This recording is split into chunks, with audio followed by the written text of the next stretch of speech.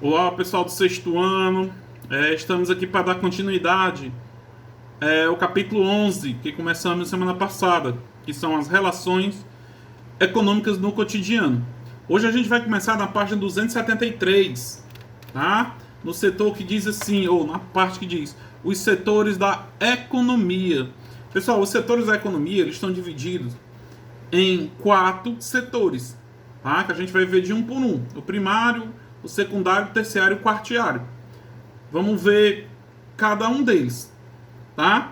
Aí aqui a gente começa na página 273. Os setores de atividades econômicas são conjuntos de atividades diferenciadas pelos bens que produzem, o que juntos formam a economia de uma região. Que a gente já viu, a economia é o que a região faz, o local faz para ganhar dinheiro, como a gente viu semana passada, tá? Mas antes vamos ver aqui, primário. Quando a gente fala em primário, é o que vem primeiro, né? É o primeiro objeto alguma coisa, sendo primeiro. Então, se a gente for pegar o leite, é um produto primário ou secundário? É primário, porque o leite vem da vaca. Professor, o que seria um derivado do leite? A manteiga. A manteiga já não é do setor primário. Por quê? Porque ela é derivada do leite, tá? E o setor primário está mais ligado a recursos extraídos da natureza, como a madeira. É um recurso primário, tá? O peixe é primário, quando vem primeiro a ser explorado. Já a sardinha, que é enlatada, a lata de sardinha, não é um setor primário, porque ela já foi para a indústria, tá? Então, geralmente, o setor primário vem da agricultura, tá? O que vem da terra, tá? Nós vamos ver o que é que tem no livro de vocês, ó. O setor primário está ligado à produção de bens por meio da exploração de recursos da natureza, como eu falei. Como exemplo de atividades econômicas desse setor, podemos citar a agricultura, a mineração, o uso de equipamentos de alta tecnologia, a pesca, a pecuária, o extrativismo vegetal e a caça. Então, esses são o setor primário. Agora vamos ver o setor secundário. Aí já vai falar, como um exemplo que eu falei para vocês, a manteiga já não é mais primário, é secundário, que a manteiga é feita na indústria, tá? Então o setor secundário é aquele que pega o que vem do setor primário e transforma em alguma outra coisa. Aí se torna um setor secundário, como por exemplo, ó, o setor secundário está diretamente relacionado à transformação de matérias-primas produzidas pelo setor primário, né, em outros produtos. Principalmente, os principais exemplos são o artesanato e a indústria, produção de roupas, máquinas, automóveis, alimentos industriais, etc. Então, o setor secundário já é aquele que transforma o que vem do setor primário. Aí tem o setor terciário. Tá? O setor terciário é aquele setor que presta serviço para nós, para as pessoas. Tá? É a prestação de serviço, como por exemplo, educação. Educandário é um setor terciário, que ele presta educação. Um hospital particular é um setor terciário, que ele presta serviços. Tá? Telemar não existe mais. A Oi, a Coelce, a Cagesse, tudo é setor terciário. São empresas que prestam serviço para a população. Aí, ultimamente, surgiu o setor quarteário, que inclui essas atividades de alta tecnologia, como biotecnologia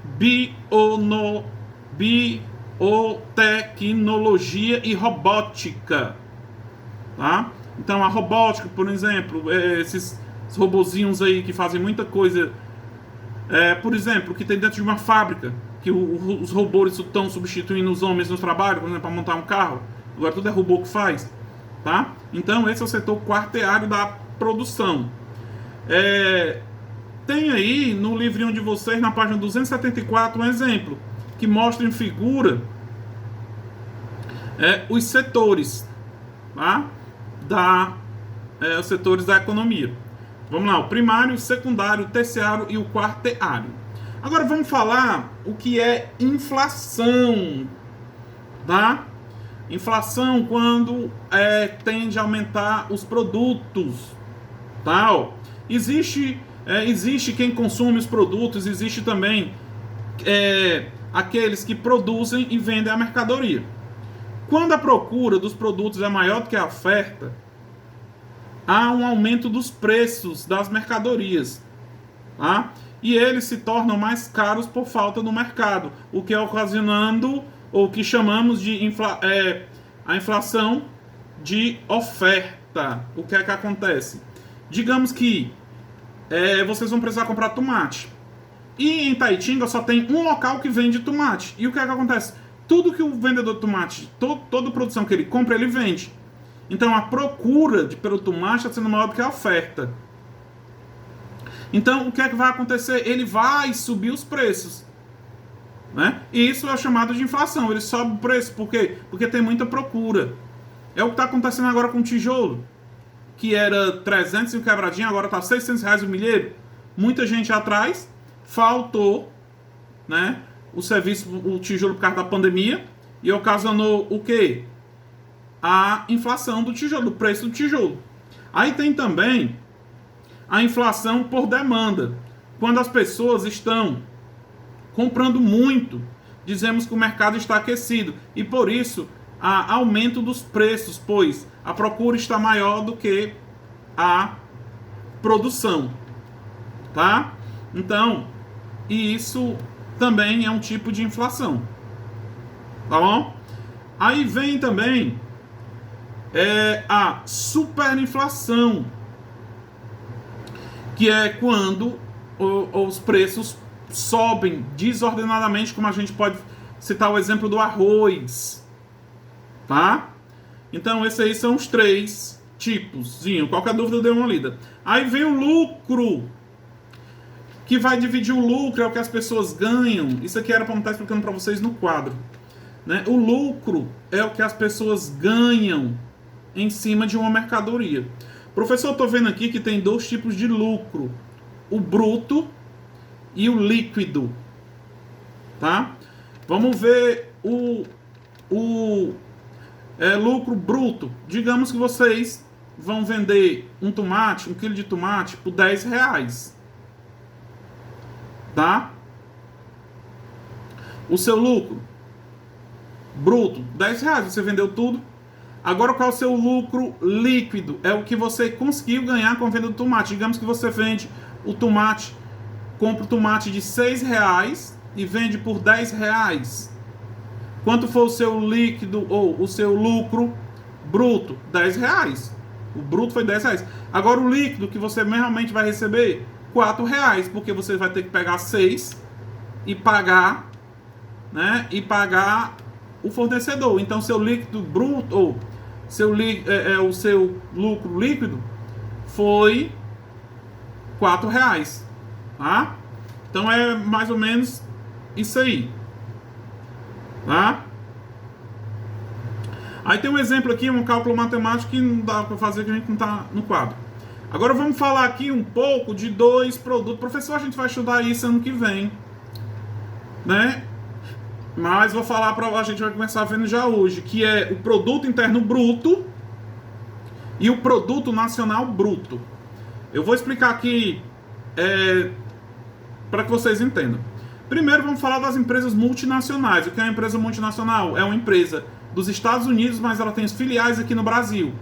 Qual é a identidade dela? Norte-americana. Mas ela não tem produtos no Brasil, é uma multinacional. Quando a empresa tem filiais, empresas dela mesmo, em outros países. Como é um exemplo da Coca-Cola. Vou pegar o exemplo da Coca-Cola.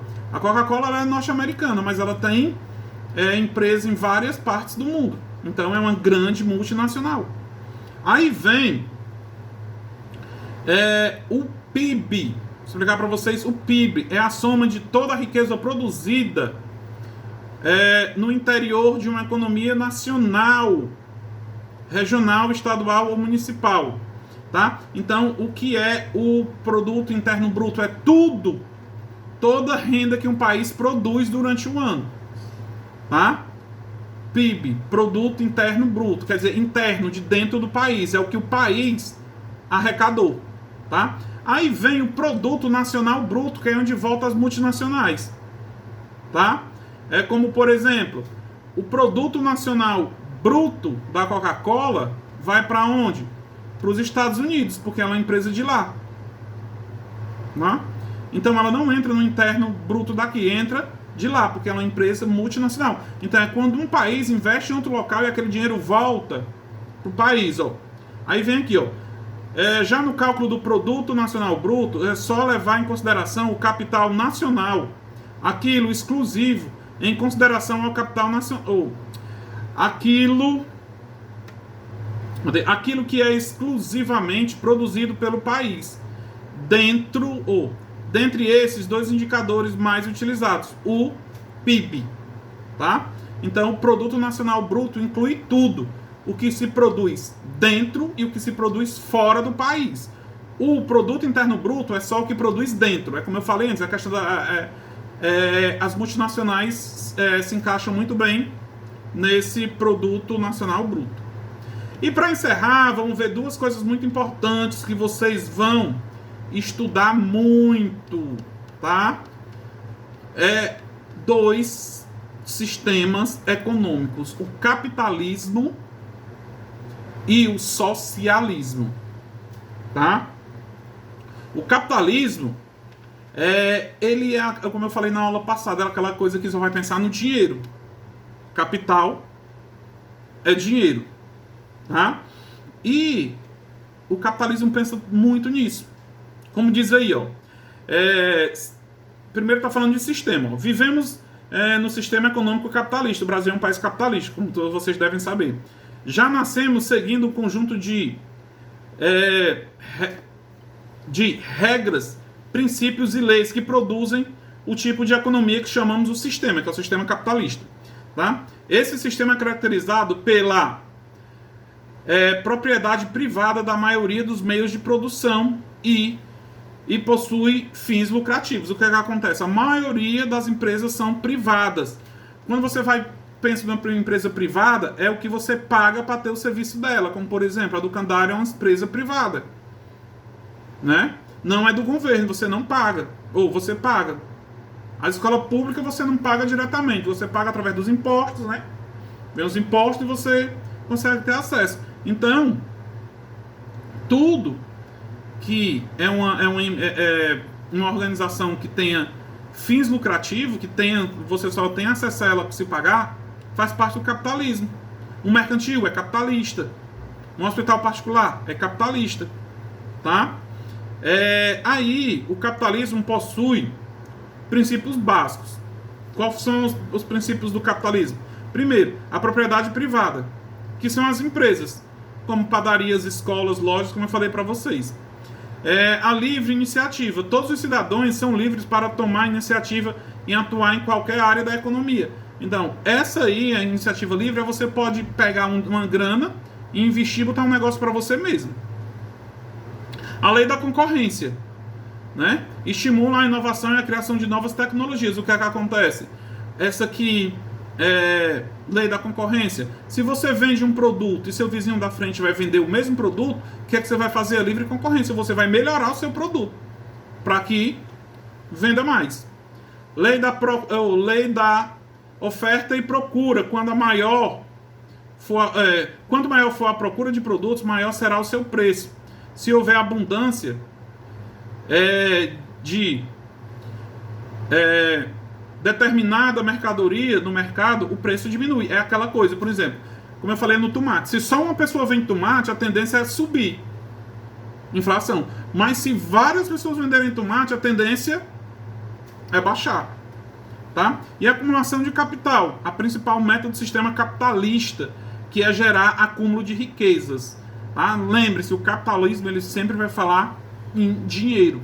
Quanto mais dinheiro, melhor. Tá? Aí vem o socialismo. Pessoal, para entender o socialismo é mais fácil. O socialismo ele prega uma sociedade igualitária. O nome já diz, socialismo, social. Todo mundo ganhando a mesma coisa. Nem tem gente muito rica, mas também não tem gente muito pobre. É uma sociedade igualitária.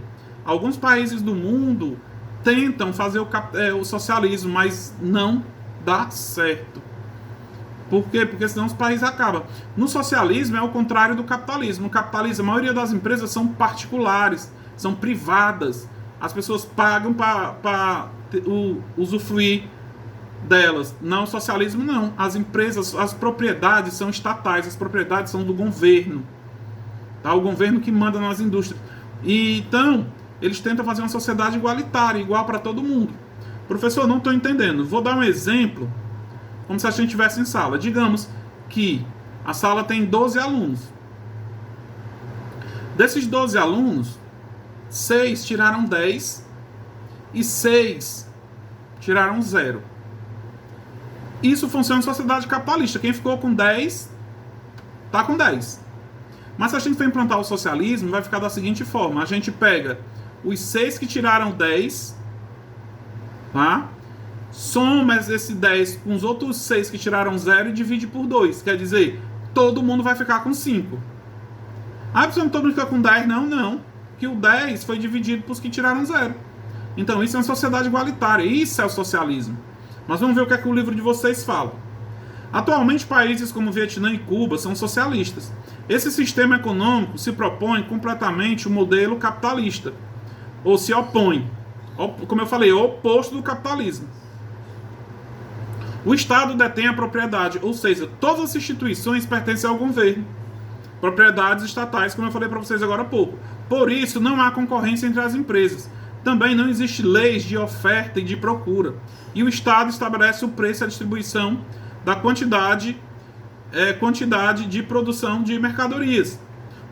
Uma das principais ideias do socialismo é a acumulação de capital para que a administração do Estado crie uma sociedade, como eu abri dizendo, uma sociedade igualitária.